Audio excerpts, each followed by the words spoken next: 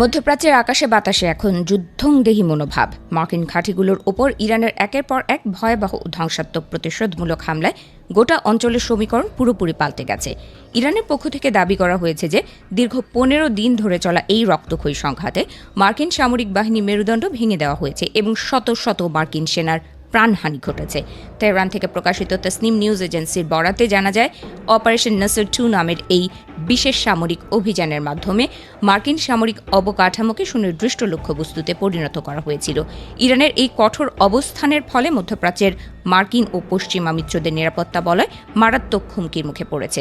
Guard কোরের মুখপাত্র brigadier general Hossein মোহেবি অত্যন্ত নাটকীয় ভঙ্গিতে মার্কিন বাহিনীর ক্ষয়ক্ষতির এই দীর্ঘ তালিকা বিশ্ববাসীর সামনে উন্মোচন করেছেন। যুক্তরাষ্ট্রের সামরিক মুখপাত্ররা এই বিশাল ক্ষয়ক্ষতির খবর চেপে যাওয়ার চেষ্টা করলেও তেহরান একে নির্জলা মিথ্যা বলে উড়িয়ে দিয়েছে।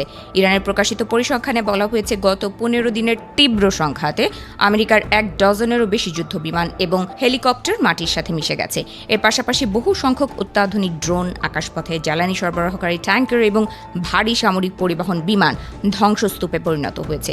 আকাশ যুদ্ধের পাশাপাশি মার্কিন সামরিক বাহিনীর অত্যন্ত সুরক্ষিত রাডার ও কমান্ড অবকাঠামো এই তাণ্ডব থেকে রেহাই পায়নি। পেন্টাগনের গর্বের প্যাট্রিয়ট এয়ার ডিফেন্স সিস্টেম এবং বিভিন্ন দূরপাল্লার আগাম সতর্ক বার্তা প্রদানকারী রাডার সিস্টেমগুলো গুড়িয়ে দিয়েছে ইরানি ড্রোন ও মিসাইল।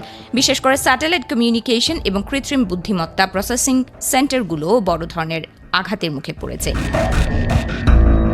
এই সর্বাত্মক হামলায় কেবল যুদ্ধাস্ত্র বা গোয়েন্দা কেন্দ্রই ধ্বংস হয়নি, বরং মার্কিন সেনাদের প্রাণহানির সংখ্যাও ছাড়িয়ে গেছে শত শত মানুষের ঘর। জেনারেল মোহেবি জোরালো কণ্ঠে জানিয়েছেন যে এই আকস্মিক ও শক্তিশালী হামলায় 200 জনেরও বেশি মার্কিন সেনা চিরতরে নিভে গেছে এবং আহত হয়েছেন আরও বহু সেনা সদস্য।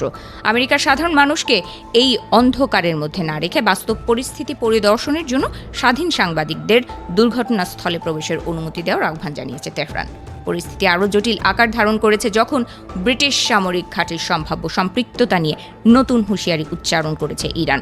মার্কিন B-1 বম্বার বিমানগুলোকে ব্রিটিশ বিমান ঘাঁটি ব্যবহারের সুযোগ দেওয়া হলে যুক্তরাজ্যকেও সরাসরি এবং বৈধ লক্ষ্যবস্তু হিসেবে বিবেচনা করা হবে বলে পরিষ্কার জানিয়ে দেওয়া হয়েছে। ইউরোপীয় দেশগুলোর এই ধরনের সহযোগিতা যুদ্ধকে আরও বহুদূর ছড়িয়ে দেওয়ার বিপজ্জনক উস্কানি হিসেবেই দেখছে তেহরান। অন্যদিকে কৃষ্ণ সাগরের জলরাশিতে ইউক্রেনীয় বাহিনী কর্তৃক একটি ইরানি বাণিজ্যিক জাহাজে আকস্মিক হামলা পরিস্থিতিকে আরও বহুমাত্রিক করে তুলেছে। এই জলযান বিস্ফোরণের ঘটনাকে কিয়েভের সরাসরি শত্রু ভাবাপন্ন মনোভাব হিসেবে অভিহিত করে তীব্র নিন্দা জানিয়েছে ইরানের পররাষ্ট্র মন্ত্রণালয়।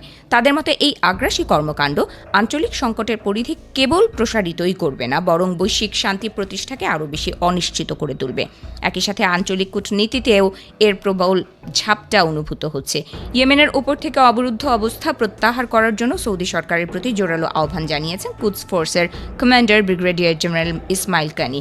আমেরিকার অন্ধ পথ অনুসরণ না করে মানবিক দৃষ্টিকোণ থেকে ইয়েমেনি জনগণের ওপর চলা এই অবমূল্যায়নমূলক নীতি থেকে সরে আসার তাগিদ দেওয়া হয়েছে।